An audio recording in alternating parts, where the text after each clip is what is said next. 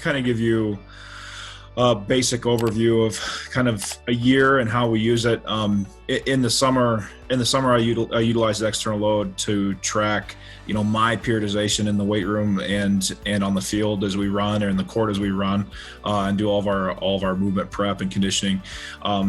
Really trying to use data from the in-season prior. This being our second season, this was our first off season of usage for that. But looking at data from our in-season, knowing roughly what external loads look like in games, in particular weeks in the preseason, and then obviously late in season, as we're prepping for conference tournament, national tournament, that sort of thing. I can get a good gauge of what appropriate load needs to be, and then from a periodization standpoint, what goals I need to reach for each individual group of athletes. If external load for average external load for preseason is X, I need to be above that in my periodization to lead into that, to make sure that we're prepared, one, and two, we're staying injury free as we get ready to go. So this is from 2019. So the start of that graph is our preseason with practice and training leading into our first game.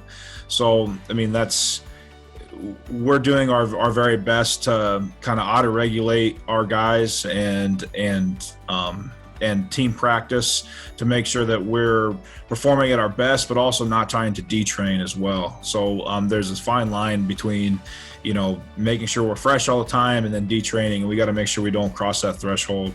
Kind of as you see there in December, we're kind of ramping up, and then we have a little vacation period there in leading into January, and then we kind of spike it back up, and then that last little bit, that downward drop from February to March, we're really trying to peak and taper our guys to get ready for the conference tournament. We won the conference tournament in 2019, got the auto bid to the national tournament before COVID. So I feel like one of the really good things that our staff does, our coaching staff, is our head coach and all of our assistants really have a good grasp of periodization.